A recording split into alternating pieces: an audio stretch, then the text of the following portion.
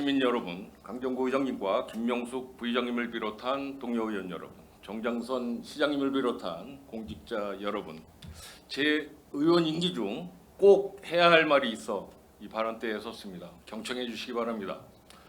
안녕하십니까, 이준하 의원입니다. 저는 오늘 평택시의 일관성 없는 공원 정책이 우리 시 재정에 남긴 치명적인 부담을 짚어보고 당시 정책 결정권자의 흔들린 판단이 시민들에게 어떤 결과로 돌아왔는지 엄중히 묻고자 이 자리에 섰습니다.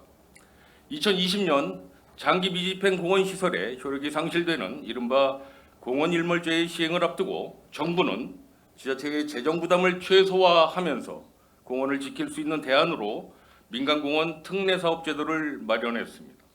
2009년 제도를 도입하였고 2015년에는 비공원 시설 비율을 20%에서 30%로 확대하는 과감한 정책까지 내놓았습니다. 평택시는 이러한 여건 속에서 석정공원과 모산공원 모두를 민간공원 특례사업으로 추진하기로 결정했습니다. 그러나 석정공원은 민간공원 특례사업으로 일관되게 추진된 반면에 모산공원은 소수의 반대 여론에 부딪혀 당초의 결정을 지키지 못하고 공공개발로 정책이 번복되었습니다. 그리고 그 결과는 지금 너무도 분명하게 드러나고 있습니다. 먼저 석정공원입니다. 평택시 최초의 민간공원 특례사업으로 추진되어 작년 6월 준공되었습니다. 공원 조성비용 1,350여 원 전액 민간이 부담하였고 평택시 예산 투입은 단 한 푼도 없습니다. 전체 면적의 78%를 공원으로 확보했고 확보한 면적의 녹지율은 70.4%에 달합니다. 시민의 세금 한 푼 들이지 않고 쾌적한 쉼터를 확보했습니다. 반면 모산공원은 어떻습니까? 2016년부터 민간공원 특례사업으로 추진되던 사업을 그 당시 정책 결정권자의 판단으로 돌연 공공개발로 전환했습니다.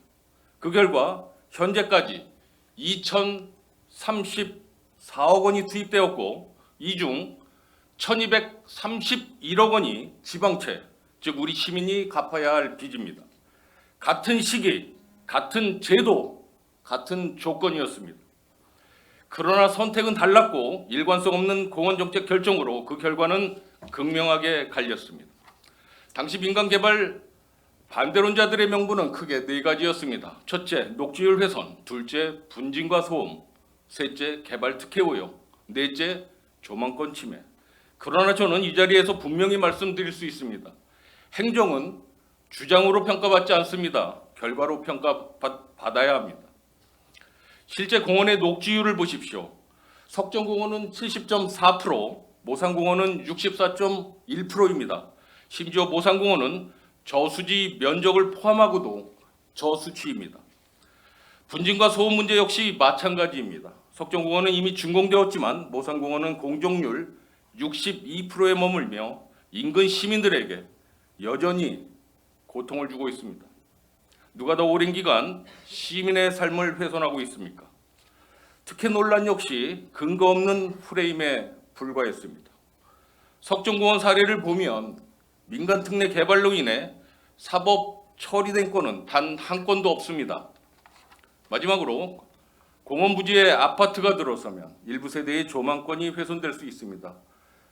그럴 수 있습니다. 그러나 묻지 않을 수 없습니다. 일부 조망권을 지키기 위해서 평택시 전체 시민과 우리의 미래 세대가 1,200억이 넘는 빚과 수백억의 이자를 감당하는 것이 과연 바람직한 행정입니까? 일각에서는 지방채 발행이 불가피했다고 변명합니다. 그러나 석정공원이 이를 증명했습니다.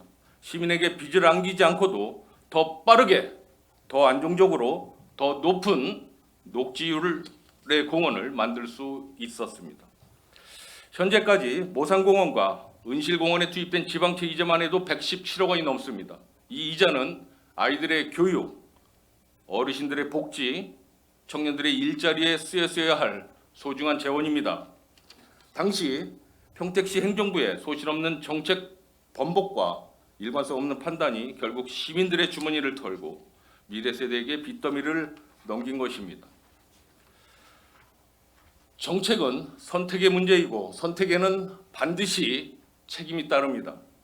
당시 정책 결정 번복이 외압에 의한 의사결정이 있었는지에 대해서도 소상히 밝혀져야 할 것입니다. 다시는 이런 실책이 반복되지 않도록 다음과 같이 강력히 요구합니다. 첫째, 평택시는 행정의 일관성과 책임성을 확보하십시오.